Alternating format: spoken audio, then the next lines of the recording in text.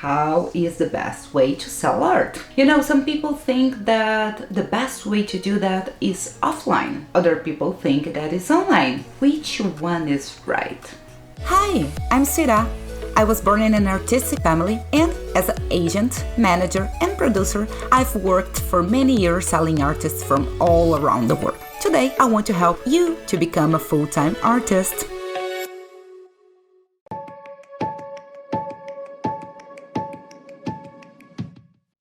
Artists, how are you today? I have some discussions this week about how is the best way to sell art. Some people think that the best way to do that is offline, so you can have more contact with your clients. But other people think that it's online because it's cheaper and you can talk with more people. Which one is right?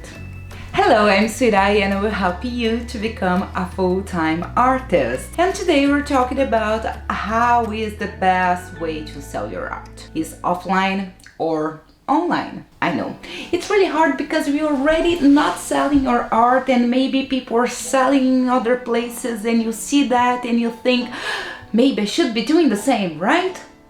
Well, not exactly, because different artists have different audiences, right? Today we're talking about the internet opportunities, what you can do with that. We will see pros and cons and different aspects of selling online or offline. How was the things in art before internet?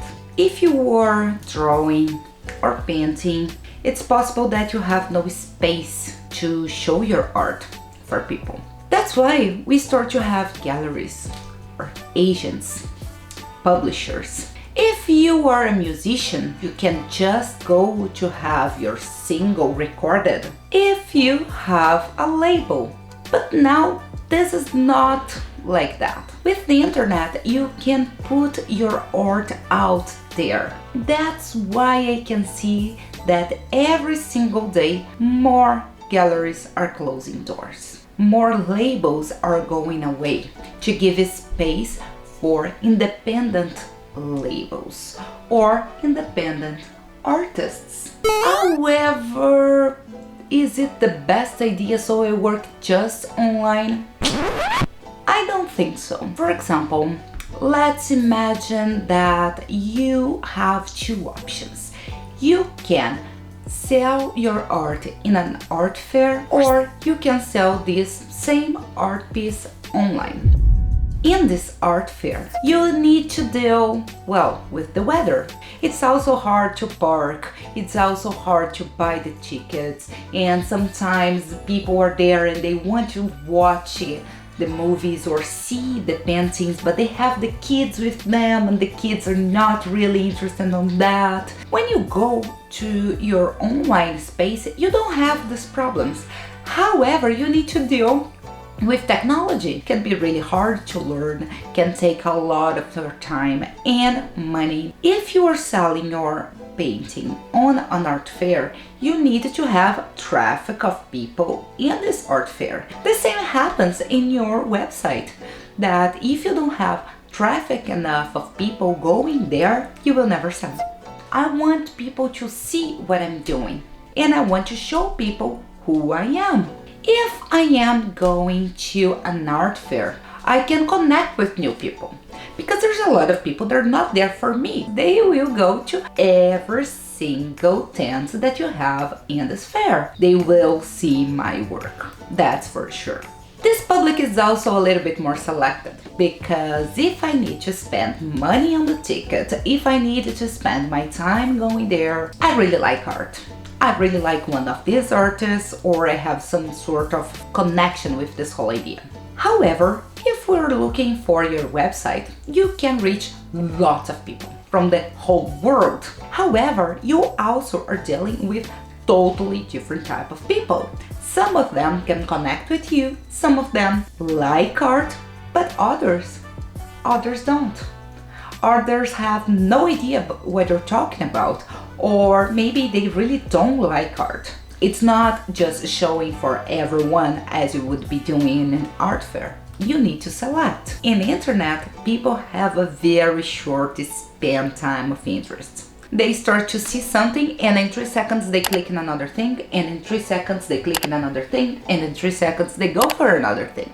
And if you cannot take these people attention for more than 3 seconds, they will never connect with you. When you're going to the art fair, well, maybe these people can stand in the front of your stand and you have more opportunity to show what you are all about. But how about stock control? You need to have some stock. People buy by impulse. Maybe if they have a little bit more time to think about it and compare prices, maybe they will never buy the things. So you need to be prepared for this behavior. And how you prepared yourself? Having stock. So if you're selling prints, you need to have in your mind how many prints you may sell so you can produce that in advance. And of course, you need to invest money on doing that in advance. And this is a risk, because imagine that you have this beautiful open air event that usually goes a lot of people and you prepared a lot of prints.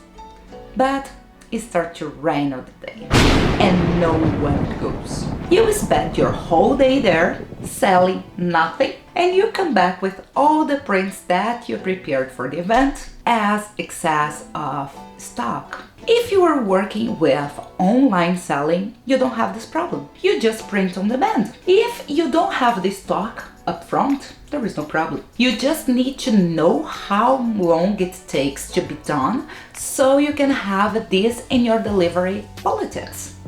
But people can buy there, you can produce it, and then you send. No cost, no stock, no problem. However, it's really harder to sell by impulse because people can compare and they will compare. How about feedback? You know, when you go to this type of art fair and you stay there and start to talk with the artists, we start to talk with people. If you have specific questions about your art, that's the perfect place for you to ask. You can ask buyers, and you also can talk with other artists and understand better how the market is thinking about this. This is really powerful. However, we have some limitations. Do you like that? Oh yeah, that's great. Oh my god, I never seen something worse in my whole life. Would you buy? Oh, of course, I just don't have money now. I would never buy this thing. Sometimes you cannot trust on this feedback. However, you need to have this idea in your mind that is a very interesting space for you to have it. You can also establish a better connection with people that are there because they will be closer to you. I believe I can fly. However, if you are in your website, clients have time to talk to you and you have time to answer them. So they can send you a message like 3 a.m., no problem, and you can take your time to answer that. You also can have feedback for people from all around the world. So maybe in that city where your event was happening, all that people think kind of alike. But people from other cities and other places of the world, they think a little bit different. Internet can give you these different points of view. But sometimes people can be a little bit mean and just comment if they have something bad to say. It's really hard for you to buy some product that you really like and you go to a website and say, oh my god, I love this product, it's amazing. But if this company made something wrong, something that you don't like, you go there and say, I hate this company, my god, I don't like it. So it's not because people don't like your products, but because people that hate it will say something and people that love it sometimes will not. Try to separate it, what you should analyze or not. So this feedback is not as clear as in a normal talk. You also can keep a record because it's written down, right? When you have this record, you can use these ideas to get better. Maybe you did something wrong in your delivery that you can do it right the next time. Maybe you were promoting your art in a way that people are understanding wrong. If you are in internet keeping record of everything that people say on real time, You can adjust yourself in real time as well. And if someone goes there and says something good about you, you can use that as a promotion for your product. You can copy this and paste in your website, in your social media, and you can talk about it and show in your stories. And it will make other people see how amazing you are.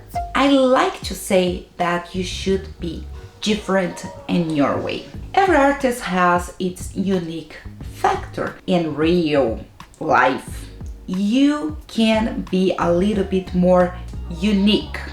It's not just your artwork and a bio. It's yourself, it's your attitude, it's your voice, it's your appearance, it's you. And this, when you go to online, will be reduced by one picture and a very short description that almost no one reads. Also, people that are organizing this art fair, they don't want people to be bored in the middle. If you go there and you find, oh, this art's work with flowers, and this is super interesting. Now I go to another one that also works with flowers. Okay, that's interesting, but not so interesting anymore. And there's another guy that works with flowers there, yeah. And another girl that works with flowers there, and it's all about flowers here.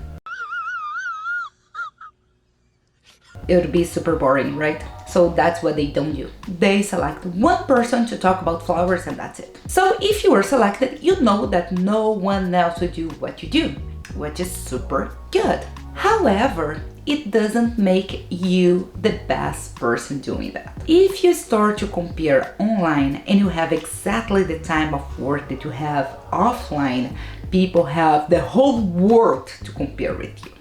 And it's really hard to be unique when you're compared with the whole world instead of like 15 other people, right? So people will start to compare you more and more, and you start to be less unique.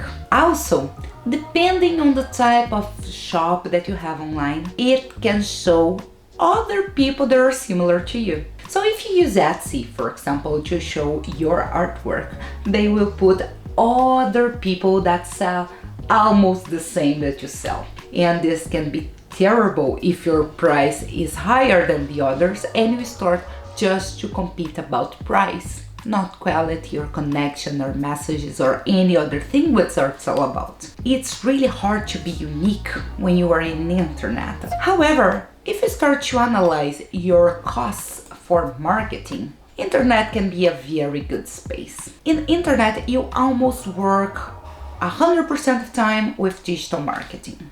You don't buy flyers, you don't make business cards, you don't have real materials that you hand to people like you should do if you were in an art fair. And digital products, they used to be less expensive because they are all digital. Also, you don't need to produce them upfront. If I show you every time that I need to print business card, I always end up with a lot of business cards that it is just money that I was throwing away. According to the Statistic Brain Research Institute, 88% of the business cards that are handed out will end up getting thrown away within the first week. Meanwhile, your business revenue is only likely to increase 2.5% with every 2,000 cards that you distribute. I'd say that's pretty good. However, if you go to your art fair, you don't need to promote your work as you do in your website, because when you're doing in your website, you need to promote people to go there. When you are in an event,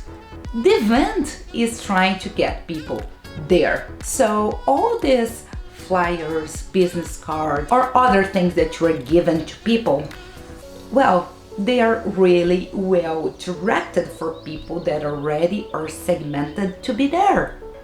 And this is way more valuable than promoting for everyone.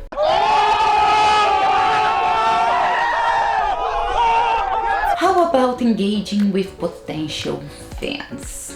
People that maybe is not your client right now, but could be in the future, right? So if you're going to your art fair and you are trying to find new clients, you have a very powerful tool in your hands to connect with new people. And this in-person connection is way better and more powerful than online. I can text with someone my whole day, and if I go outside and I see this person and I talk with this person for 30 seconds, this connection will be way better. Why? Because you're there, like, not by words, but you are there. And the other person is there as well. So this is the connection that you need to sell your art. You can have very good things coming from there. Also can have the advantages of having photos and videos produced by the event. And these photos and videos can become content for you in the future for free most of the time. And this is amazing. You also can appear in magazines, newspapers, blogs, and lots of other places without really invest in these things. When you go for your website, the communication is way different. It's a little bit more standard, people who are not really expecting to talk to someone. I think that on the internet you're already used to talk with robots all the time or with other people that help the artist. You never know if you're talking with the artist. However, social media can help a lot. People can understand you a little bit more. People can interact a little bit more with you. However, it will need a lot of effort on your end for it to happen. And talking about that, how about the comfort level of someone that goes there? Because sometimes for you to take your money from your pocket and put in something else, you need to be comfortable. So if I'm going to an event, I'm already used to go to places and pay with my credit card or pay with money or whatever. So I really feel safe when I need to do these things. Also, people are more okay to spend a little bit more money when they are in person there, because it's an experience and people are buying by impulse, so there's no much problem in this part. However, you need to accept multiple credit cards, and also you need to have change if people want to buy with money. So you need to think about this before. If you're going to your website, you have no change, you have no problems with credit cards, but you have more fees because you need to pay the fees for the credit card, but also you need to pay the fees for the PayPal if you use PayPal, and also for the website depending on where your website is hosted. So there's a lot of other fees. Also, maybe people don't like to put money online. They don't know if it's a scam or not. They maybe don't know your website. This can be really a problem. Also, it can be a problem if you need to cancel a purchase, if you need to return some material, because none of these things happen when you are in an art fair, but this will happen on your website a lot, and you need to know how to deal with that. On the other hand, you can offer special ways of payment that can make your clients a little bit more comfortable. You can have several different options that you cannot have when you are in an art fair. These options maybe make your customer a little bit more comfortable with this whole situation. You stay with me till here. So there is a right way to do it. Should I go 100% on the fair or 100% on my website? Is it offline better than online? I don't think so. What I think is that they are different, so they should be used for different purpose. If you want to show your art on offline standards, prepare yourself for all the good and bad things that they come from there, and do the same in your website, and try to be really creative on how people from your website can go to your art fair and people in your art fair can go to your website, so you can work them in both ends and have a better connection, which means a better selling in the end. So if you stay with me till here, I have a perfect way for you to learn how to sell your art. It's an exclusive 3 months course for you to learn how to start your business, find your audience, target your product for the right audience, and finally have sales to become a full-time artist. Oh my God! You wanna know better? Okay, so go to my website, then you have all the pros and cons about it, and you can decide for yourself if you want to take this leap in your life. I hope to see you next week. Have a creative day. I still have some questions, put here in the comment section below, but maybe I can help you a little bit better, right? I have a free ebook in my website that will help you step by step. So you can go here in the description of this video, so you can click there. See you. Thank you so much for keeping enjoying art.